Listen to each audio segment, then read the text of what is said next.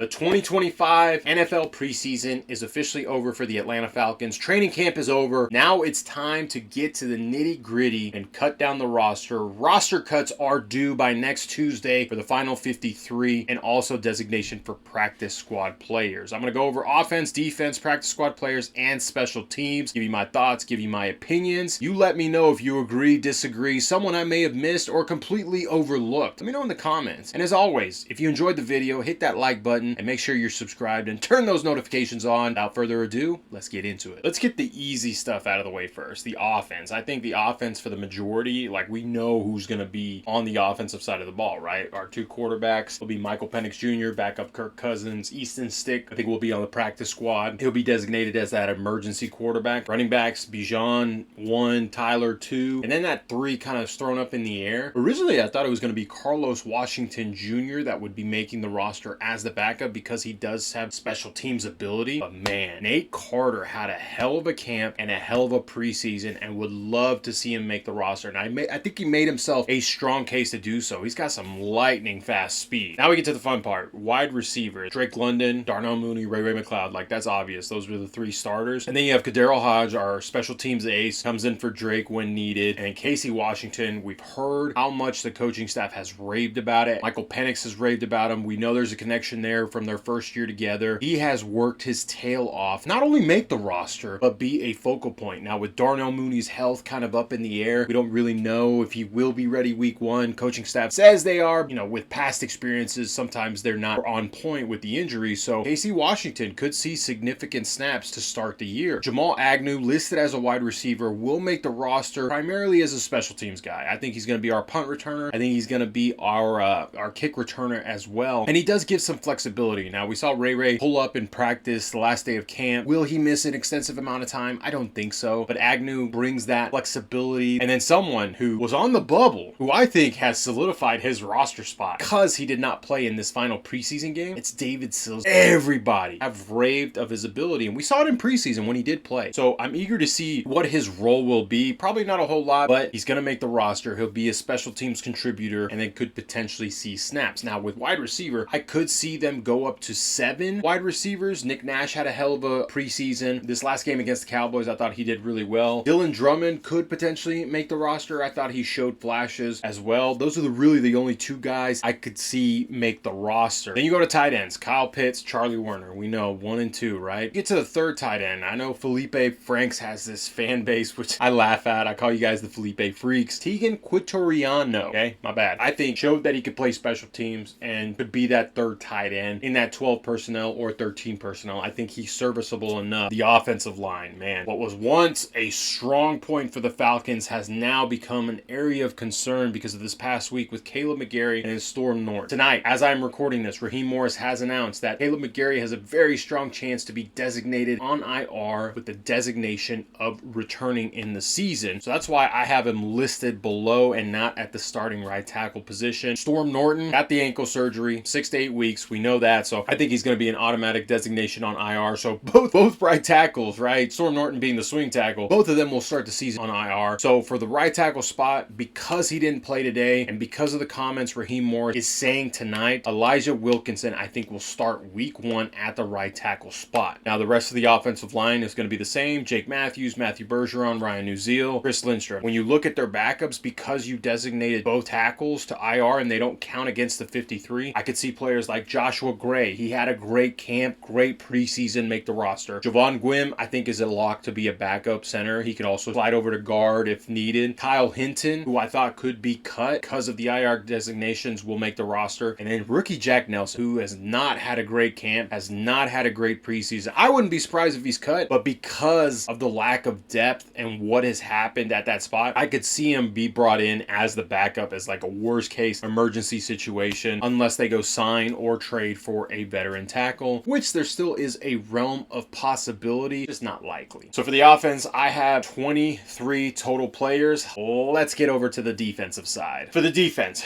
I have 27 total players that I could see make this roster. For edges, I think the locks, Leonard Floyd, Arnold Ebiketie, James Pierce Jr., Jalen Walker, even Braylon Trice. D'Angelo Malone makes this roster solely because he is a special teams guy. He'll be kind of a last reserve type guy. Now the defense Defensive interior. There are some players on here that I don't know will make the roster, but I put them on here just because we want rotational pieces. I could see them go with only 5 defensive interior linemen. I think the locks, David Onyemata, Rupe Oro, Zach Harrison, Brandon Dorless, LaCale London, and Morgan Fox, I think are the 2 bubble guys. Morgan Fox, which originally, he signed that 2-year deal. It was only $5.5 million. You thought he was going to make the roster no matter what. It's like, okay, we brought in a veteran guy. Yeah, he's not the biggest, but he's supposed to be this pass rush specialist out of the 3 to 5 technique. So that's why we brought him in. Didn't look good, like at all in preseason game. And then this past game against the Cowboys, he was in late in the 4th quarter. Typically, when you see players in late in the 4th quarter, doesn't mean good things. It means like you're not going to be on this roster. So then that raises huge question marks. And I already had question marks from prior performances, right? His preseason snap count kept going up from week 1 to week 3. LaCale London flashed. He had some great run defending abilities. That's the type of guy you want to get in there and just plug in for maybe 10 snaps, right? Is serviceable against the run. I feel stronger about LaCale London making this roster than I do Morgan Fox. Linebackers, Aiden Ellis, Divine Diablo, the 2 locks, and then JD Bertrand. Even though I think we had to rely on JD Bertrand to be our starting linebacker in place of either Caden or Divine, we would be in trouble, like a lot. He's a great special teams guy, so he'll contribute there, but if we have to rely on him on defense, it's a big liability. And then Josh Woods, who I think had a great camp, great preseason, a really good backup, showed flashes, also, came in, played special teams for us late in the year last year. I think he secured himself a roster spot. Now the cornerback room. Felt strong about this corner room coming into offseason, what we did. Now I'm looking at it, I don't feel as strong. AJ Terrell, Mike Hughes are locks. D. Alford, as much grief as the fan base gives him, as much grief as I give him, I thought he had good camp. I thought he showed really good things in preseason. I think we saw some of the bad things as well, but he showed more good than bad in this preseason, so I think he makes the roster. Natron Brooks, he showed plenty. He should have no problem making this roster. Mike Ford was signed to be a special teams guy. Yes, he plays corner, but I don't think he'll see the field defensively. Clark Phillips III, the only reason I think he makes it is because he's been on this roster for a while, and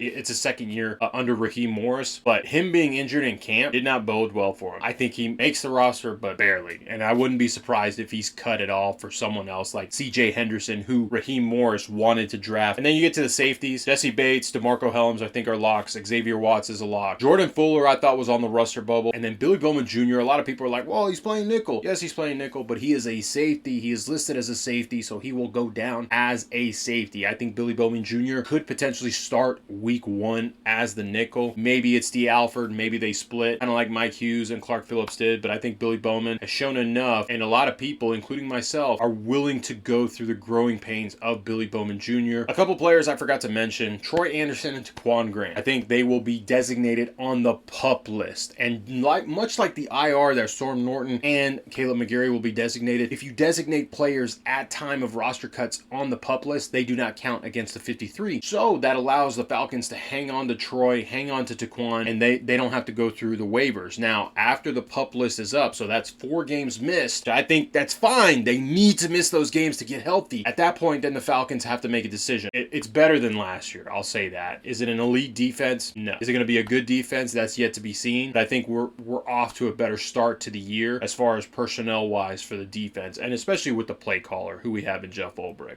The last thing I'm going to cover is the practice squad and our special teams guys. Let's go take a look at that. Even though Younghoe Koo missed a 51-yarder today, I think he's got the kicker spot. I think camp-wise, he's had a great camp. Preseason-wise, the majority, he's done a great job. Has he been 100%? No, but I think he's won the job. Bradley Pinion, we re-signed Liam McCullough. I mean, those are given. But practice squad, before I get into this, the practice squad, you can only have 16 players, but there's a little bit of a loophole that you can get 17 if it's the international players' way to play. And because Lenny Craig is from Germany, he qualifies for that, and I think this team would keep him on their practice squad in the event of something happening to Younghoe Koo. Now, as far as everyone else, Easton Stick being our practice squad quarterback, that emergency third quarterback if needed. Carlos Washington Jr. once again on the practice squad. Dylan Drummond and Nick Nash, I think, did enough to land themselves on practice squad. I won't be surprised if they get poached by another wide receiver needy team. I think Chris Blair, yes, he'll make practice squad, but I think he'll eventually get a contract somewhere else. Joshua Simon, Brandon Parker, Matthew Cindric, and then Lamar Jackson, Dante Manning, Josh Thompson, Malik Vernon, Nick Kubitz, Simeon Barrow, Khalid Kareem, Ronnie Harrison, and then fan favorite Kobe Bryant. A lot of people are going to say, well, Kobe should make this roster. And while I do agree that Kobe shows that he has attributes and things that he can